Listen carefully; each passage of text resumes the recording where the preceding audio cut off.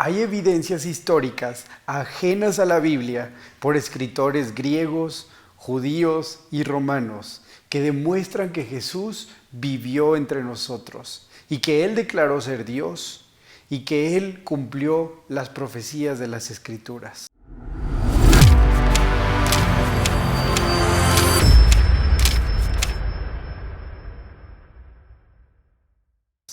Este mensaje es sobre el Mesías revelado. Te animo a que escribas en los comentarios tu opinión y yo personalmente te responderé. Gracias por estar aquí.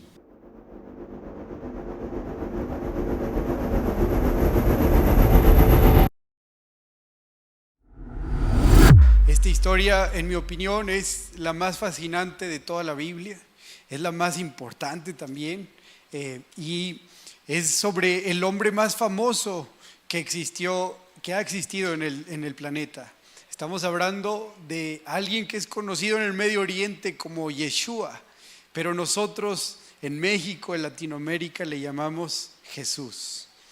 Y yo quiero aclarar que esta historia de Jesús no solamente viene registrada, viene documentada en los evangelios, en la Biblia, sino también vienen documentada, registrada en escritos de historiadores que no eran cristianos, de personas que no eran cercanas a Jesús, de personas que vivieron en aquel tiempo, pero que presenciaron lo que Jesús estaba haciendo y lo que los cristianos estaban haciendo.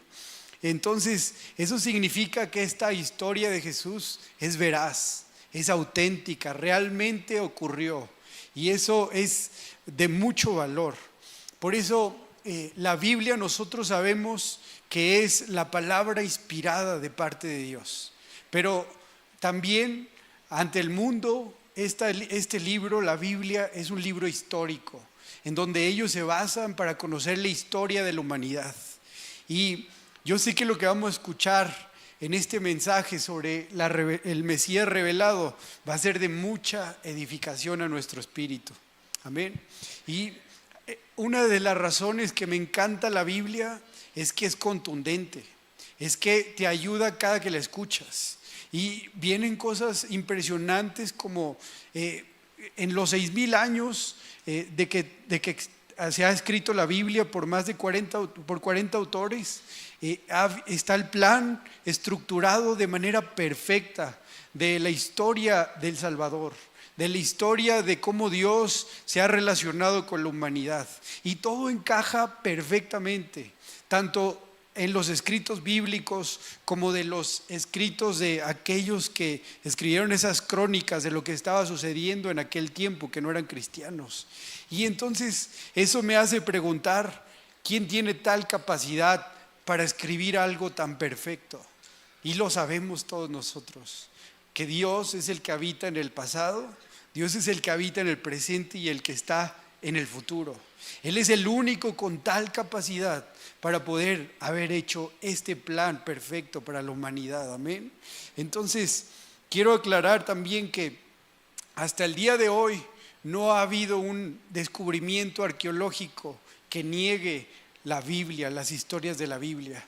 Al contrario, los descubrimientos arqueológicos han respaldado lo que la Biblia dice que ha existido. Dentro de esos trabajos arqueológicos se han encontrado naciones que no se sabía que existían hasta que la Biblia los menciona y de repente la encuentran. Se han encontrado artefactos que la Biblia menciona y que de repente aparecen. Por eso los historiadores, los arqueólogos de renombre, basan sus trabajos de descubrimientos acorde a lo que la Biblia dice. Y todo esto hace que la Biblia tenga un valor mundial. Por eso la Biblia es el libro más vendido, el más famoso. Y por eso estamos hablando de que todo esto hace que esto sea auténtico y contundente. Y yo sé, y digo todo esto porque es importante que entendamos que lo que estamos hablando sucedió hace 2,000 años, sucedió a lo largo de la historia. Y yo sé que a veces hay personas que deciden no creer en la palabra de Dios, que deciden no creer en la Biblia, pero ese tipo de personas lo hacen más bien no porque haga falta pruebas, porque las pruebas están en todos lados. La evidencia está clara y es contundente.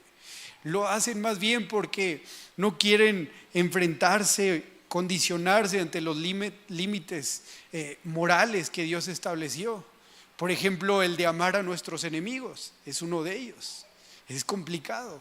Otro es que a veces la gente que no quiere creer, que decide no creer, no lo hace porque como nuestro Dios es sobrenatural, creer en algo sobrenatural desafía nuestra comprensión. No lo podemos comprender y por lo tanto muchos deciden no creer en eso. Entonces, lo que quiero decir es que tanto los eventos históricos ajenos a la Biblia como los eventos que vamos a mencionar que vienen en la Biblia ensamblan perfectamente y eso hace que esta historia tenga toda la credibilidad para que nosotros podamos meditar en la palabra. Amén. Por eso ningún erudito serio se ha pronunciado en contra de que Jesús existió.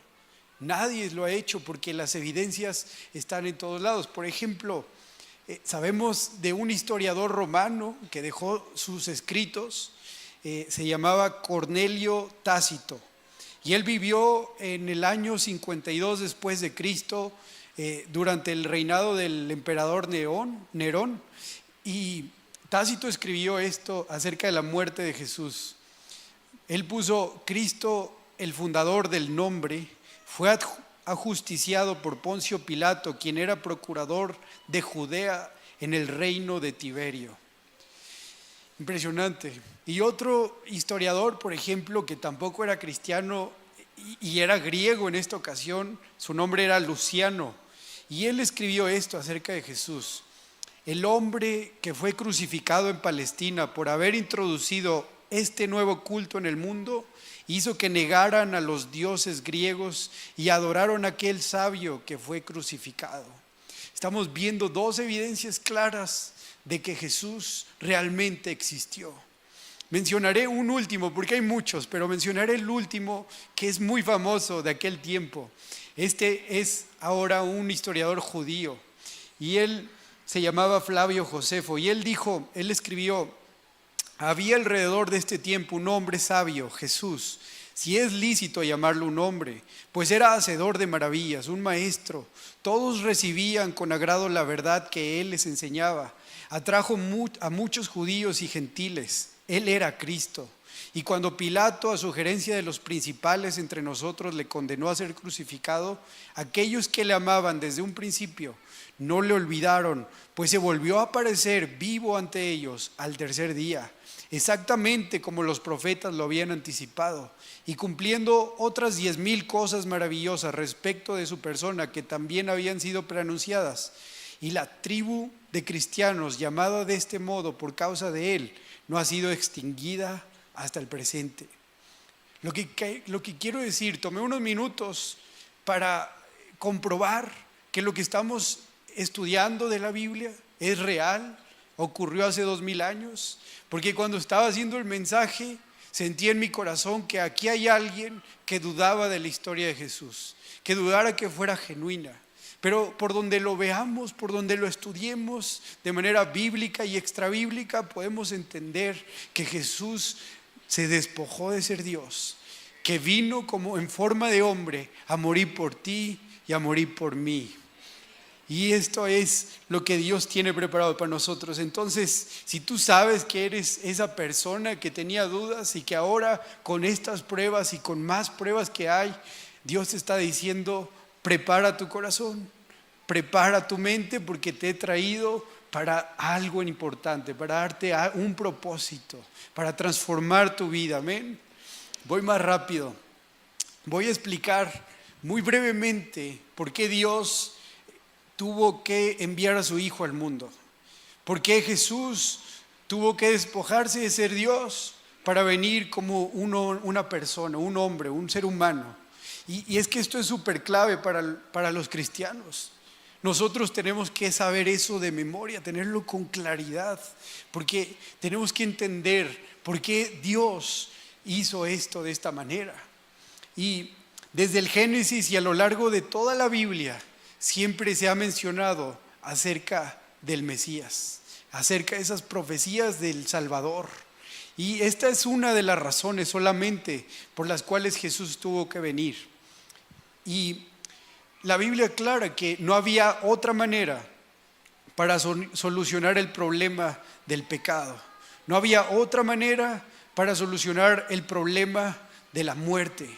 Y recordemos que todo se originó desde el principio, en el origen, en el Génesis. Dice que Dios creó una ley en la cual dijo que la paga del pecado era la muerte. Entonces, eso quiere decir que Dios nunca iba a tolerar el pecado en su reino. Nunca iba a permitir que el pecado entrara en su reino. Y eso, ¿por qué? Porque el pecado es injusticia. El pecado es maldad, nos daña y hace que dañemos a otros. Entonces, Él estableció que aquel que pecara tenía que morir.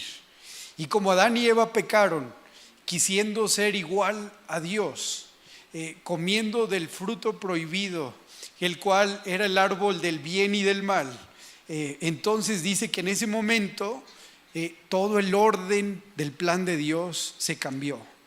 La naturaleza cambió. Y eso hizo que una de las consecuencias fue que perdieran su relación íntima con Dios. Y eso ha sido heredado de generación en generación hasta nuestros días. Por eso nosotros como seres humanos nacemos con ese error, con esa mala naturaleza pecaminosa, con ese egoísmo. Y estábamos destinados, por tanto, por consecuencia de la caída de Adán y Eva, estábamos destinados a seguir pecando, a vivir en injusticias, y eso definitivamente nos está alejando de Dios. Entonces, y sabemos qué pasa cuando uno peca. Por ejemplo, Adán y Eva estaban dentro del jardín del Edén. Dios había preparado algo hermoso, algo especial, algo específicamente para ellos dentro del jardín del Edén. Pero cuando pecaron, Dios tuvo que sacarlos del jardín. Y esa es la diferencia, porque afuera del jardín del Edén había cosas que Dios no había preparado para ellos. Cuando Adán y Eva salieron del jardín del Edén, se enfrentaron a la enfermedad. Ellos no podían enfermarse adentro del jardín. Se enfrentaron al límite de tiempo, porque ahora tenían que morir. Se enfrentaron al cambio de la naturaleza. La naturaleza comenzó ese ciclo de cadena alimenticia. Comenzaron a matarse unos a otros, entre otras cosas. Todo esto viene en el Génesis. Pero Dios, recordemos para finalizar el punto, es que prometió una solución.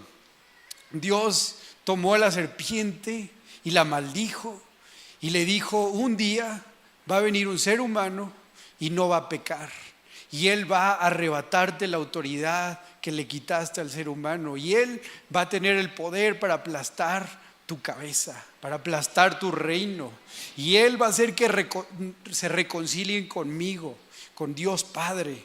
¿Para qué? Para retomar ese plan original que Dios había hecho para nosotros. Amén. Y ese ser humano era el Mesías. Y entonces quiero hacer un breve anuncio, por favor.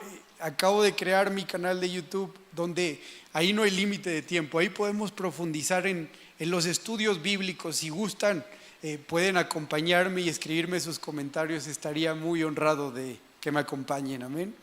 Bueno, volviendo al mensaje, debemos aclarar que Jesús es alguien totalmente diferente a todos los líderes que han existido. Los líderes religiosos más famosos, más reconocidos en toda la historia, por ejemplo Confucio, Mahoma, Buda, Moisés, ninguno de ellos declararon ser Dios, ninguno de ellos atribuyeron la deidad, pero Jesús sí. Jesús dijo que Él era Dios. ¿Y cómo haces para que tú, siendo humano, convenzas a la humanidad que eres Dios? Pues la Biblia lo aclara también. La Biblia dice que ese Mesías lo íbamos a reconocer cuando cumpliera las profecías. Las profecías son aquello que va a distinguir del verdadero Mesías de los falsos Mesías. Entonces, por ejemplo, tenía que cumplir Jesús entonces esas profecías que están escritas cientos y miles de años, pero también tenía que hacer milagros, porque los milagros era la señal de que Dios estaba con él. Y entonces milagros y prodigios. Entonces Jesús, cuando comienza su ministerio, lo primero que dice, de las primeras cosas, es que Él viene a traer las palabras finales. Que Él no vino, dice en Mateo 5:17, no piensen que he venido para abolir la ley, para ponerle fin a la ley o a los profetas. Dice, no he venido a eso, no vine a ponerle fin, sino para cumplirlo. O sea, para darle el verdadero significado, para completar la ley. Y entonces, en otras palabras, lo que Jesús estaba diciendo es, mis enseñanzas son superiores a la ley de Moisés. Y eso es radical, eso es pesado. Mis enseñanzas están por encima de las enseñanzas de los profetas. Es lo que Jesús estaba diciendo. Por eso, cuando Jesús hablaba, venían los fariseos, los maestros de la ley, y lo querían ridiculizar. ¿Y qué hacía Jesús? Les hablaba con tal sabiduría que dice que ellos se asombraban de su doctrina. Les hablaba con tal autoridad que ellos ya no se atrevían a desafiarlo. En Lucas 4:32 dice, y se admiraban de su doctrina, porque su palabra era con autoridad. Porque Jesús sabía lo que estaba diciendo. Jesús conocía la ley completa. Y Él sabía, no tenía que adivinar, no tenía que suponer. Nunca se retractó de lo que dijo. Cuando Jesús hablaba era contundente. Y yo no sé para quién sea esto. De verdad que yo hago una pausa para decirte, tal vez tú veniste aquí por ser Semana Santa a pasar un buen tiempo a la iglesia. Tal vez tú nunca has tenido un encuentro con Jesús de una manera genuina, de una manera profunda.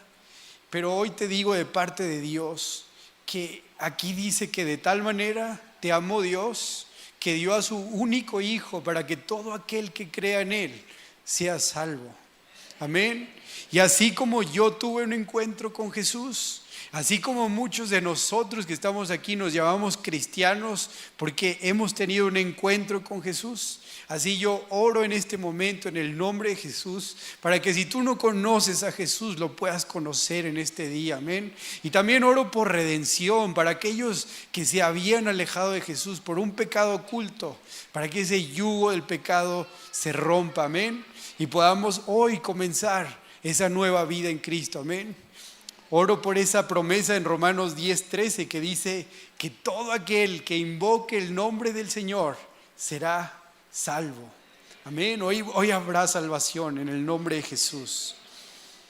Entonces vamos más rápido. Dice que Jesús entra a Jerusalén. Dice que entra montado en un burrito, en un asno, y que había multitudes. Y las multitudes preparan un pasillo por donde Él pudiera pasar. Y con esta acción, con este evento, Jesús estaba cumpliendo la profecía de las más importantes, Zacarías 9:9, en la cual esta profecía había sido escrita 4 siglos antes de que Jesús naciera. Y entonces dice que Jesús entra por ese pasillo y durante esa entrada triunfal del Señor, dice que las multitudes comenzaron a cantar Hosana, Hosana al Hijo de David. Hosana significa salvación, y eso significaba que la gente lo estaba reconociendo como su rey. La gente lo estaba reconociendo como Jehová, el que los había liberado de Egipto. Y entonces dice que la gente llevaba ramas de palma y las ponían como alfombra para donde Él iba pasando. Y entonces dice que los fariseos, los maestros de la ley corren hacia Jesús, lo detienen y le piden que detenga a la gente de estar haciendo eso. Dice, repréndelos, que no hagan eso. Y Jesús les contesta algo maravilloso. Él les dijo, Les aseguro que si ellos callaren, las piedras alabarían. Y la verdad que tuve que estudiar el concepto, meterme un poquito más profundo porque no entendía muy bien a lo que Jesús se refería con piedras. Pero en otras palabras, lo que Jesús les dijo es que los judíos no estén dispuestos a cumplir que Dios estableció, lo harán los no judíos, nosotros los gentiles. Eso es lo que estaba diciendo, porque los judíos, los maestros de la ley, llamaban a los no judíos, a los gentiles, perros o piedras. Entonces Jesús les dijo, si ustedes no lo cumplen, lo van a cumplir los no judíos, los van a cumplir los gentiles. Y con esto Jesús estaba demostrando, estaba aclarando que Él no vino a salvar solamente a judíos, Él vino a salvar a todos, a los no judíos como tú y como yo también. Y es decir que todos aquellos que crean en Él serán salvos. Porque dice la palabra, amén. Dale un fuerte aplauso a Dios, amén. Pausa importante de 10 segundos. Soy nuevo en YouTube y quiero pedirte que me apoyes a que este mensaje llegue a más personas, para que la gente sepa que Jesús es el Mesías revelado. Yo sé que el Espíritu Santo traerá convicción a esas personas. Si te está gustando este contenido, por favor dale me gusta, suscríbete y comparte. Sigamos con el mensaje. Porque dice la palabra, no me avergüenzo del Evangelio, porque es poder de Dios para salvar a todo aquel que cree. Al judío primeramente y después al griego, al gentil, amén. Entonces, Jesús nunca le preocupó quedar bien con los maestros de la ley. Nunca fue político, nunca quiso agradarles a ellos. Los tomaba en cuenta igual que como tomaba en cuenta a alguien que no supiera tanto de la ley. Tampoco hizo acepción entre hombre y mujer, porque en aquel entonces la mujer era muy menospreciada culturalmente, pero para Jesús no. Lo vemos en diferentes ejemplos, cómo Él trataba a todos por igual. Lo vemos con las profesiones diferentes que tenía la gente. Venía un rico, como José de Arimatea, como diferentes personas con mucho dinero, pero también venía una prostituta y las trataba con tal amor que transformaba sus vidas. Lo vemos con aquellos que eran judíos, pero también con aquellos que eran gentiles. ¿Por qué? Porque Jesús tenía claro que venía a salvar a toda la humanidad. Entonces, ¿por qué? Porque Jesús dijo, predicaba el reino de Dios, y el reino de Dios les decía que todos tenemos una necesidad de ser transformados por Dios. Todos tenemos ese deseo por estar conectados con Dios. Y lo vemos en todas las culturas. Lo vemos alrededor del mundo, son más de 4.700 religiones en el mundo. Tenemos ese deseo de estar en contacto con nuestro Dios Padre. Y entonces Jesús estaba declarando que las buenas nuevas de salvación eran para todo el mundo, porque Él dijo, y se predicarán en Jerusalén y hasta los confines de todo el mundo, hasta México, amén. Y todo esto, imaginen, fue muy pesado de asimilar para los maestros de la ley. Los maestros de la ley querían ser los únicos especiales y entonces se creían superiores por ser judíos. Y entonces todo esto que Jesús estaba trayendo para completar la ley, pues era muy, muy fuerte para ellos. Y entonces dice Jesús que ellos, los maestros de la ley, hablaban la palabra, o sea, hablaban la ley correcta, pero no la practicaban. Eran oidores, no hacedores de la palabra. Y entonces, por eso Jesús tuvo muchos problemas con ellos, porque estas personas, los maestros, no querían ser transformados por Dios. Solamente querían aparentar estar cerca de Dios. Y por eso no aceptaban a Jesús como el Mesías. ¿Por qué? Porque querían seguir siendo los únicos, los especiales. Y recordemos, lo que estoy diciendo es que Jesús amaba a los judíos, pues Él era judío. Jesús nació en Belén, en Israel, en Judea. Jesús basaba sus enseñanzas en la Torá, en el libro que profesan que tienen los judíos. Pero él dijo claramente en todo momento que él vino a completar la ley. En otras palabras, él dijo: yo amo a todos, yo vengo a ayudar a todos, yo vengo a buscar a todos los que están perdidos. Por ejemplo, lo vemos cuando Jesús ayudó al centurión romano, y eso es radical porque el centurión romano estaba ocupando Israel, era el colonizador, era el imperio que tenía en esclavitud a los judíos, y Jesús no le importó. Jesús hizo el milagro, lo ayudó. ¿Por qué? Porque Jesús no le dio importancia al imperio romano, al régimen romano, porque Jesús sabía que toda autoridad es puesta por Dios y que todo imperio tiene una fecha de caducidad, un día va a caer. No hay imperio para siempre más que el imperio de Jesucristo. Amén. Y por eso Jesús ayudó, porque tenía amor por el centurión romano, también por ejemplo con la mujer samaritana, entre muchos otros ejemplos de cómo ayudó a aquellos que no eran judíos. Por eso Jesús dijo en Lucas 19:10, porque el Hijo del Hombre ha venido a buscar y a salvar lo que se había perdido. Entonces, ¿qué nos quiere decir esto? Que Dios no hace acepción de personas, que Dios nos ama a todos y que Él no quiere que nadie se pierda, sino que seamos transformados por medio de ese arrepentimiento para poder tener la vida eterna. Amén. Entonces me voy a adelantar a la historia para poder terminar. Vamos al evento de la crucifixión, por ser Semana Santa. Gracias. Y dice que Jesús le dice a sus discípulos que le quedan unos días antes de morir, que le quedan pocos días en la tierra.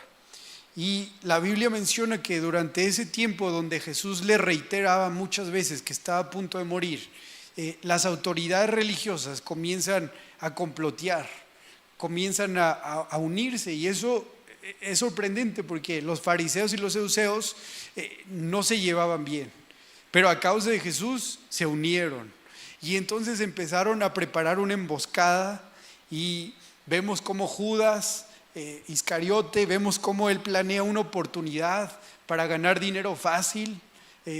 Esas 30 monedas equivalen a 4 meses de salario, y entonces vemos cómo todo empieza a surgir para la emboscada perfecta para Jesús. Y quiero aclarar algo, y que tenemos que tener muy en cuenta nosotros como cristianos, que siempre que los planes de Dios son secretos, son misteriosos, y que los planes de Dios se van a cumplir. ¿Por qué? Porque los planes de Dios son perfectos.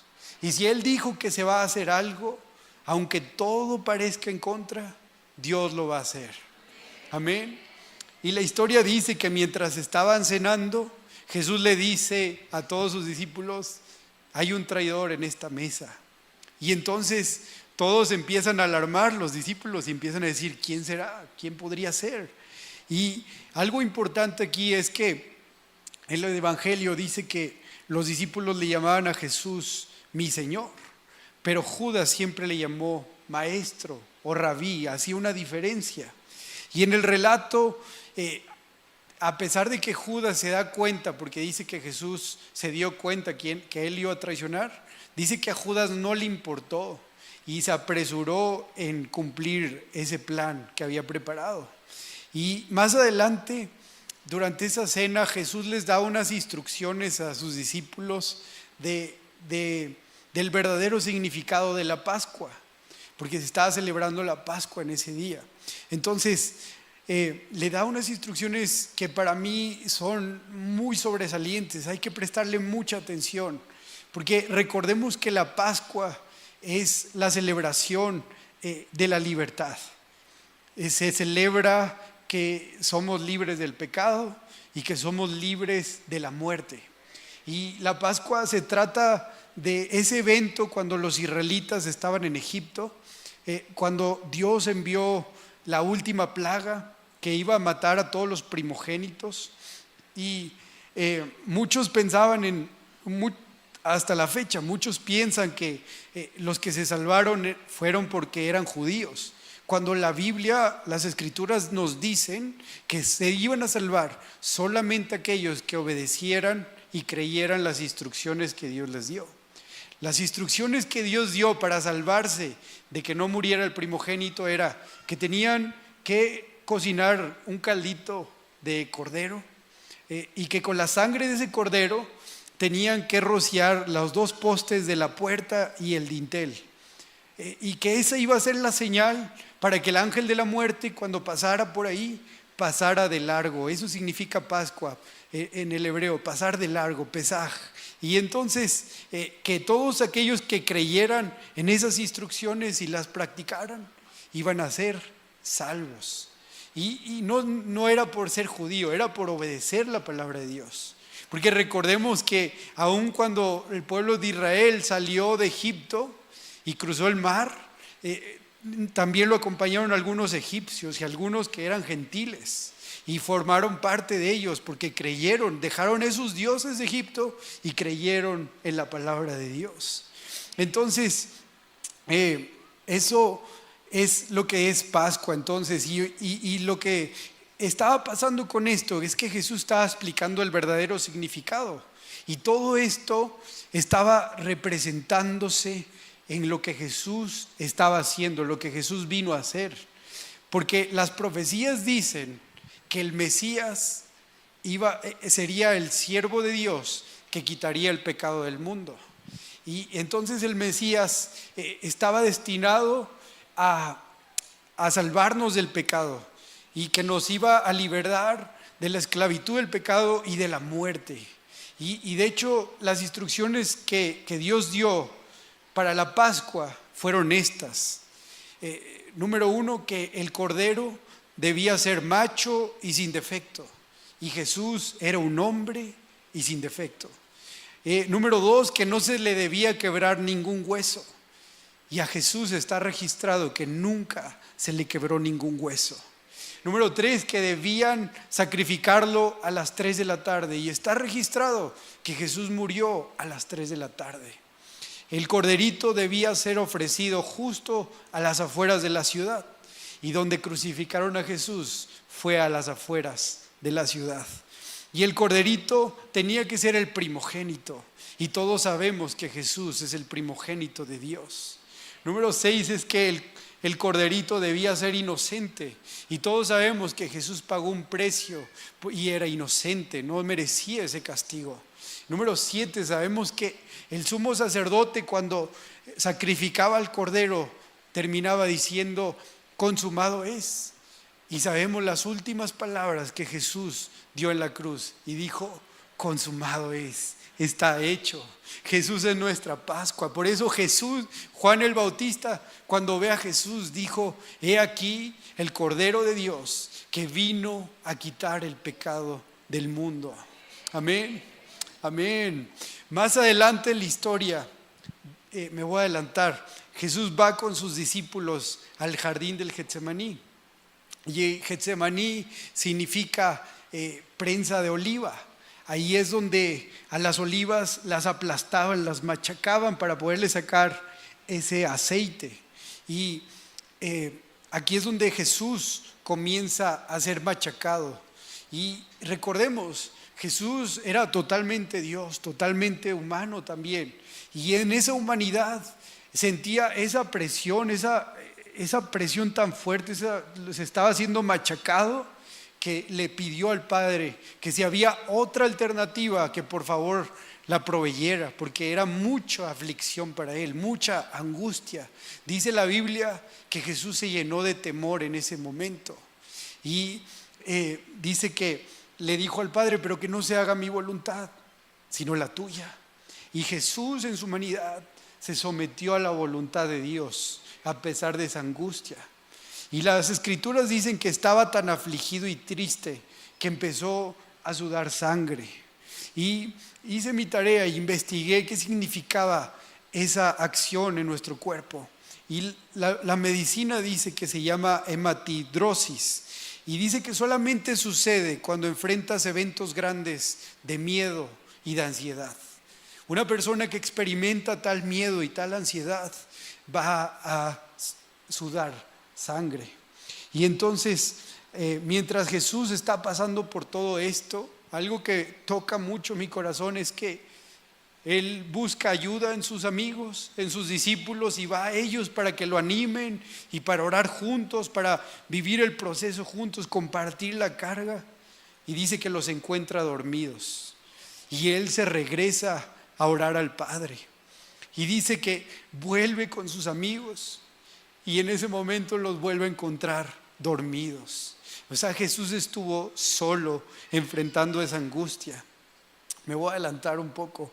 Dice que Jesús se prepara porque ve venir a las autoridades religiosas con los soldados. Traían antorchas, traían las espadas, traían palos, dice la Biblia, y llegan con Jesús. Y la historia dice que lo primero que hace Pedro es sacar su espada y cortarle la oreja a uno de los soldados.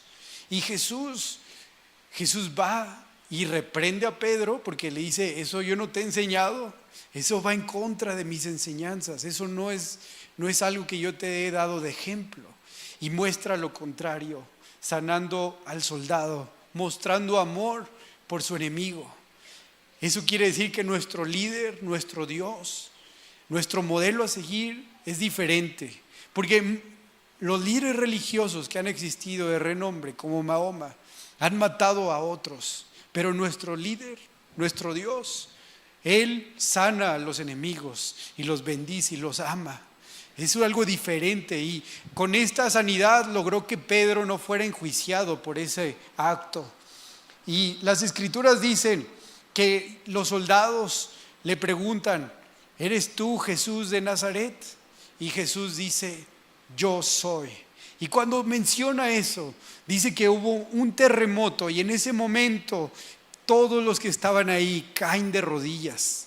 Y eso es una revelación de lo que va a suceder en Filipenses 2:10, que dice: en el nombre de Jesús se doblará toda rodilla de los que están en los cielos, en la tierra y debajo de la tierra, y toda lengua confesará que Jesús es el Señor, para gloria de Dios Padre. Esto va a suceder de manera voluntaria o de manera involuntaria, pero un día todos confesarán que Jesús es el Señor.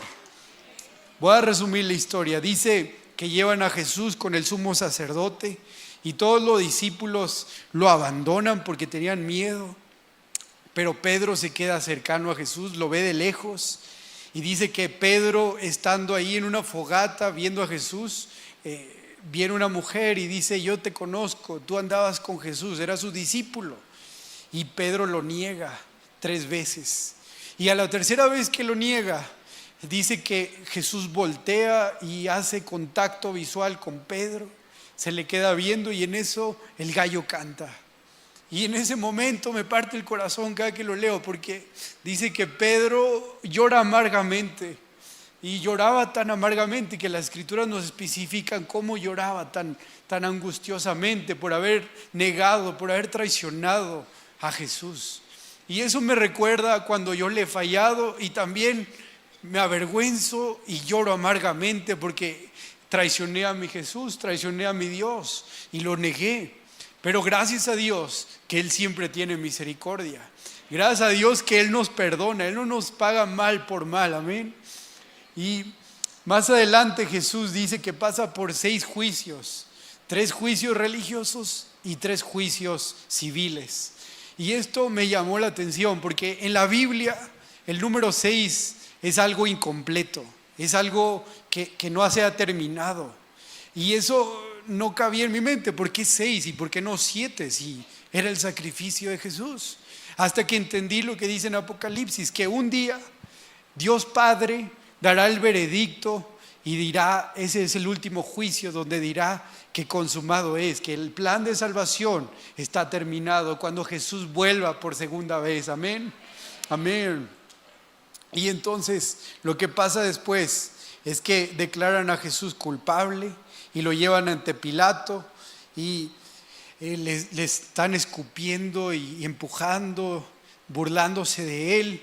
Y llegan ante Pilato, pero la esposa de Pilato le había dicho que había soñado sobre Jesús y que le había advertido que no le hiciera nada. Entonces Pilato ve la manera de que no enjuiciarlo y se lo manda a Herodes, al rey Herodes. Y el rey Herodes dice que lo viste de rey, pero le pone una corona de espinas y lo torturan y se burlan de él y se lo regresa a Pilato. Y entonces Pilato no tiene de otra más que comenzar el juicio y le dice, ¿eres tú un rey? ¿Eres tú el rey de los judíos? Y Jesús afirma que lo es, pero aclara muy bien que el reino que él tiene no es de este mundo, sino es celestial. Y que no viene a hacer lucha, sino viene a dar la verdad. Y Pilato intenta zafarse de este juicio, pero la gente dice que lo presiona y lo pasa. Pilato lo declara inocente, pero la gente se enoja y entonces Pilato ofrece a un criminal que se llamaba Barrabás. Ese criminal estaba encarcelado por haber matado a muchos y por haber robado. Y entonces, estando ahí, Pilato les dice: ¿a quién prefieren que libere? ¿A Barrabás o a Jesús? Y todos gritan: a Barrabás. Y nosotros somos ese Barrabás, porque nosotros hemos pecado y estamos destituidos de la gloria de Dios y merecíamos la muerte. Y así como Jesús tomó el lugar de Barrabás, Él ha tomado el lugar de nosotros. Entonces, después de esto, dale un fuerte aplauso a Dios, amén. Merecíamos la maldición del pecado, pero Jesús tomó nuestro lugar, amén. Amén. Dice que después de esto la gente comenzó a gritar: crucifíquenlo. Y Pilato se queda sin opciones y se lava las manos intentando liberarse de esa culpa. Pero la Biblia aclara muy bien que ser neutral no es lo mismo que ser inocente. Y entonces toda esa gente, Pilato les dice: bueno, la sangre de él está en ustedes, no mía. Y entonces toda la gente da una profecía que viene en la Biblia y ellos, sin darse cuenta, la dijeron y gritaron todos: que su sangre caiga sobre todos nosotros y sobre todos nuestros hijos, porque eso es lo que Jesús vino a hacer con su sacrificio. Su sangre nos limpia de todo pecado, a nosotros y a nuestros hijos. Y no se dan cuenta de eso, pero a través de esa sangre de Jesús, Jesús vino a redimirnos. Porque el plan de Dios, dice la Biblia, que estaba desde antes de la fundación del mundo. Recordemos bien que Dios está en el antes, en el presente y en el futuro. Él es el alfa y el omega, el principio y el fin. Él sabe todo. En Apocalipsis 13:8 dice: y lo adoraron todos los moradores de la tierra, cuyos nombres no estaban escritos en el libro de la vida del Cordero, que fue inmolado desde el principio del mundo. Porque Dios sabía el futuro y tenía preparada la solución. Termino diciendo que Judas viene ante los maestros de la ley y siente tanta culpa que dice: no quiero el dinero, tengan sus monedas, y se las avienta intentando parar aquello que él había comenzado. Y los maestros de la ley le dicen: es muy tarde, ya no puedes frenar esto. Y entonces Judas decide suicidarse. Y todo esto es impresionante, evento tras evento. Y vemos cómo Jesús se somete al Padre a pesar de falsos testimonios, a pesar de las burlas, de las torturas, a pesar de las traiciones de sus amigos. Y la verdad es que yo me identifico, y sé que muchos de nosotros también nos identificamos, que hemos traicionado, que hemos negado a Jesús de esa manera también. Y nos hemos portado neutral como Pilato lo hizo, y no hemos hecho algo a favor de nuestro rey. Y entonces, después de eso, comienzan a azotar a Jesús. Y estaba establecido en la ley que fueran 39 azotes. Pero Isaías nos deja claro, y otros pasajes, que se pasaron de azotes. Porque dice que lo azotaron tanto que lo desfiguraron. específicamente le puso inmolado es. Su cuerpo era irreconocible, no lo conocías ya a simple vista, porque estaba todo desfigurado por todo ese azote. Y entonces los historiadores dicen que llevan a Jesús en ese Vía Crucis, lo llevan y lo ponen en el monte Moriah, es lo que se cree, que es donde Abraham había sacrificado a su hijo Isaac, iba a sacrificar a su hijo Isaac, y ahí es donde Dios proveyó un cordero para el sacrificio, en ese mismo lugar. Entonces, justo voy al minuto 95 del partido, estoy a punto de acabar. Dice que la historia, los soldados, estando Jesús crucificado, echaron suertes sobre las vestiduras de Jesús. Y ahí se estaba cumpliendo una profecía más que viene en el Salmo 22. Y más adelante es impresionante lo que Jesús hace, porque en medio de todo ese dolor, en medio de toda esa injusticia, Jesús dice: Padre, perdónalos porque no saben lo que hacen. Impresionante. Jesús es único, es especial, es diferente a todos los líderes. Y aún poco tiempo antes de morir, Él sigue predicando el reino de Dios. Vemos cómo hay dos criminales al lado de Él. Uno se burla de Él, pero el otro le dice: acuérdate de mí cuando estés en tu reino. Lo reconoce como rey.